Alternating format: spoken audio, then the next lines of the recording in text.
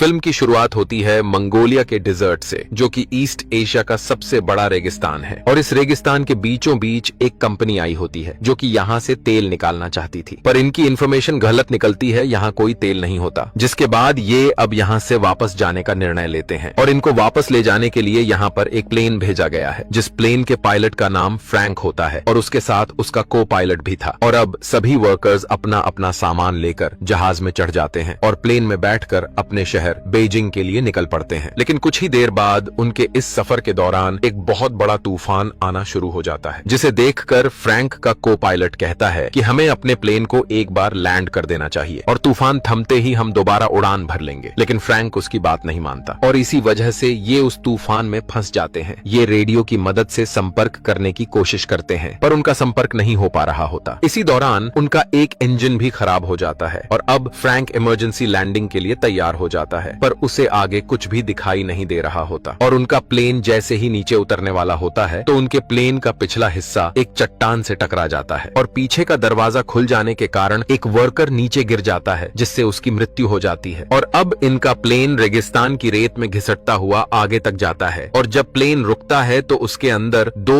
और वर्कर्स की मृत्यु हो चुकी होती है। लेकिन अब ये इस खतरनाक रेगिस्तान में फंस चुके हैं, जिसके बाद ये अपने खाने की सप्लाई को चेक करते हैं, जहां इन्हें पता चलता है कि इनके पास 1 महीने का खाना है। पर तभी इनमें से एक आदमी कहता है कि मैं चलकर इस रेगिस्तान से बाहर निकल सकता हूँ, क्योंकि मैंने बहुत सी जगहों पर हाइकिंग और ट्रैकिंग की हुई है। लेकिन बाकी लोग उसे समझाते हैं कि यह जुलाई का महीना है, जो रेगिस्तान में सबसे अधिक गर्म होता है और तुम इस गर्मी में जिंदा नहीं बच पाओगे। सभी उसे समझाते हैं कि तुम्हें रास्ता भी नहीं पता है, इसीलिए तुम इस रेगिस्तान में गोल गोल घूमते रहोगे। और यह बात उस आदमी को समझ आ जाती है। अब उसी रात जब ये सभी सो रहे होते हैं तो बाहर तूफान के कारण मौसम खराब हो जाता है और तभी इनमें से एक आदमी, जिसका नाम जॉन डेविस होता है, वह बाहर टॉयलेट करने के लिए निकलता है। लेकिन तभी उसका पैर एक पत्थर से टकरा जाता है, जिसकी वजह से वह रेत में लुढ़कता हुआ नीचे गिर जाता है और तूफान में अब उसे कुछ भी दिखाई नहीं देता, जिससे वह रास्ता भटक जाता है। और अब जब सुबह सभी वर्कर्स उठते हैं तो वे देखते हैं कि उनका एक साथी गायब है। वे उसे चारों तरफ ढूंढने की कोशिश करते हैं, पर उसका कुछ भी पता नहीं चलता। इसीलिए यहाँ जो लेडी होती है वह पायलट के पास जाती है और उससे पूछती है कि क्या हमें यहाँ से कोई बचाने भी आएगा या नहीं, जिस पर पायलट कहता है कि इसका कोई पता नहीं, जिससे लड़की थोड़ी उदास हो जाती है, क्योंकि हम अपने रास्ते से पूरी तरह भटक चुके हैं। इसीलिए अगर हमें यहाँ से कोई ढूंढने भी आएगा तो वह हमें नहीं ढूंढ पाएगा। और अब सभी की उम्मीदें भी टूटने लगती हैं कि कोई भी उन्हें यहाँ से लेने के लिए नहीं आएगा। इसीलिए इनमें से 2 लोग यहाँ से पैदल निकलने का निर्णय लेते हैं, पर जब वे अपने साथ पानी ले जाने लगते हैं तो पायलट उनसे कहता है कि यहाँ से पानी कोई भी नहीं ले जाएगा। जिसके बाद पानी को लेकर इनके बीच झगड़ा होना शुरू हो जाता है, जिस वजह से उनका पानी भी गिर जाता है। पर यहाँ पर एक आदमी होता है जिसका नाम एलियट होता है। वह इनसे कहता है कि मेरे पास एक आइडिया है जिससे हम सबकी जान बच सकती है। मैं कई दिनों से इस प्लेन को ऑब्जर्व कर रहा हूँ कि हम इसके पुर्जों को जोड़कर एक दूसरा प्लेन बना सकते हैं, क्योंकि एलियट पहले प्लेन बनाने वाली कंपनी के साथ काम करता था। और अब सभी के मन में एक उम्मीद जागने लगती है। वे उसकी मदद करने के लिए तैयार हो जाते हैं, लेकिन पायलट उसकी बातों से सहमत नहीं होता। वह कहता है कि ऐसा करना नामुमकिन है। और अगले दिन इनमें से एक आदमी वहाँ से निकल जाता है, पर वहाँ जो लेडी होती है वह उसे ढूंढने के लिए उसके पीछे जाने लगती है। लेकिन पायलट उसे रोकता है और खुद उस आदमी के पीछे निकल जाता है। वह उस चट्टान तक पहुँच जाता है जहाँ उनका प्लेन टकराया था और वहीं पर उसे उस आदमी की लाश भी मिलती है जो प्लेन से गिर गया था, पर उसके शरीर पर उसके कपड़े नहीं होते और वहाँ पर कुछ गोलियों के कवर भी पड़े होते हैं। और तभी उसे वह आदमी भी मिल जाता है जो यहाँ से जाने वाला था और वह कहता है कि मैं इस लाश से अपनी घड़ी लेने आया था जो इसने मुझसे ली थी, पर इसके पास वह घड़ी नहीं है, जिसका साफ मतलब है कि हमारे अलावा यहाँ कोई और भी है। अब ये दोनों उस जगह पर आ जाते हैं जहाँ इनके बाकी साथी होते हैं और अब पायलट भी उनके साथ प्लेन बनाने के लिए तैयार हो जाता है। इसके बाद ये लोग प्लेन बनाना शुरू कर देते हैं। ये दिन में काम नहीं करते क्योंकि यहाँ बहुत ज्यादा गर्मी होती है, बल्कि ये रात में काम करते हैं। लेकिन इनकी परेशानी तब बढ़ जाती है जब उनका वह तेल, जिसे ये आग जलाने और प्लेन उड़ाने के लिए रखे हुए थे, उस पर वेल्डिंग करते समय चिंगारियां गिर जाती हैं और वहाँ एक जोरदार धमाका हो जाता है। हालांकि इस ब्लास्ट में किसी की जान नहीं जाती, लेकिन इनका सारा का सारा तेल बर्बाद हो जाता है। अब इनके पास उतना ही तेल बचा होता है जिससे ये बस एक बार उड़ान भर सकते हैं और यहाँ से निकल सकते हैं। अब ये लोग अब रात के बजाय दिन के वक्त काम करते हैं, लेकिन दिन में बहुत ज्यादा गर्मी होती है। फिर भी ये हिम्मत नहीं हारते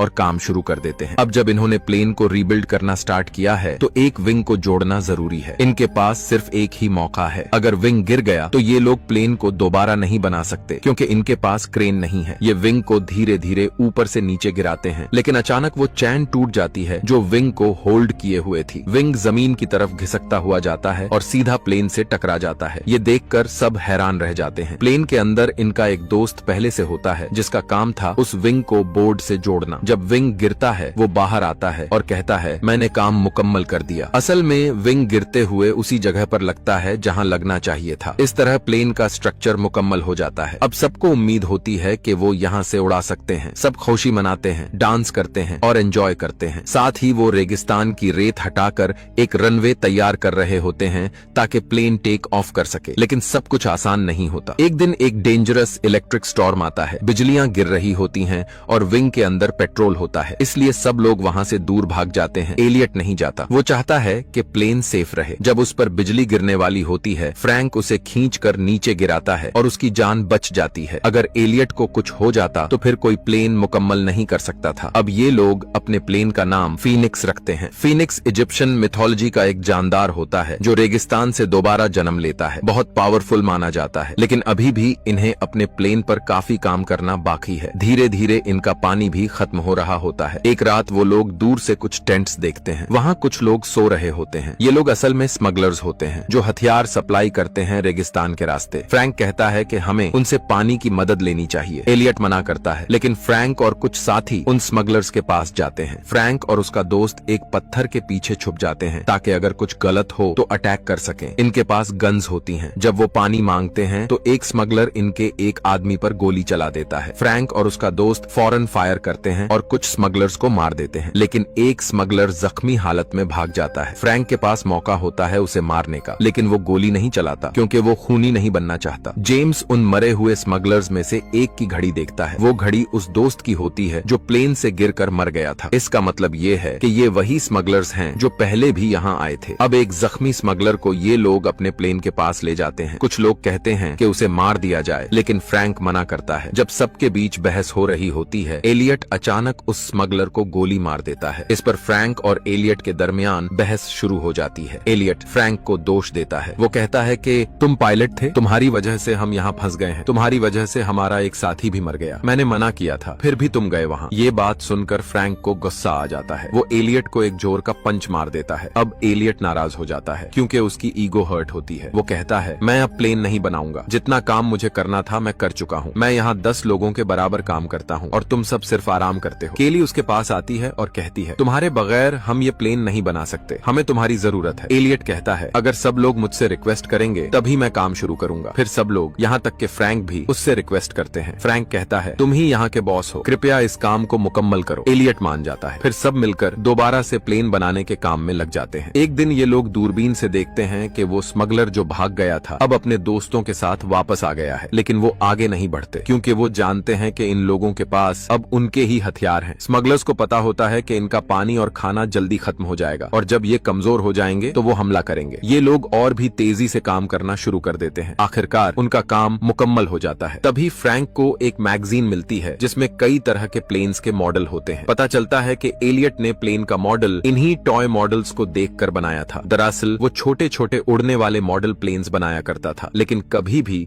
एक बड़ा रियल प्लेन नहीं बनाया। ये सुनकर सबको गुस्सा आ जाता है, खासकर अयान को। वो एलियट के सर पर गन रख देता है और कहता है तुम हमें बेवकूफ बना रहे थे, ये प्लेन कभी नहीं उड़ेगा, तुमने पहले कभी इतना बड़ा प्लेन बनाया ही नहीं। लेकिन एलियट कहता है मुझे यकीन है ये प्लेन उड़ेगा। हाँ, मैं छोटे रिमोट कंट्रोल्ड प्लेन्स बनाता था, लेकिन उनमें बैलेंस ज्यादा जरूरी होता है। फ्रैंक अयान को रोक लेता है। तभी तूफान आ जाता है। जब तेज हवाएं चलती हैं तो प्लेन अपने आप हल्का हल्का हवा में उठने लगता है। सब समझ जाते हैं कि ये प्लेन सच में उड़ सकता है। उनके दिलों में जो उम्मीद मर चुकी थी वो फिर से जिंदा हो जाती है। लेकिन ये रेगिस्तान का तूफान था जो प्लेन को पूरी तरह से रेत में ढांक देता है। तूफान के बाद सब उदासी में चले जाते हैं। फ्रैंक कहता है हमने इससे मेहनत से बनाया है और हम इससे यहाँ से उड़ाकर ले जाएंगे। सब लोग मिलकर प्लेन को रेत से निकालते हैं और खींचकर उस जगह ले जाते हैं जहाँ रेत नहीं होती। वो लोग प्लेन को स्टार्ट करते हैं। प्लेन स्टार्ट होता है लेकिन तुरंत बंद हो जाता है। बहुत बार ट्राई करते हैं और आखिरकार प्लेन चल पड़ता है। प्लेन का इंजन गरजता है। स्मगलर्स इसकी आवाज सुनकर घोड़ों पर हथियार लेकर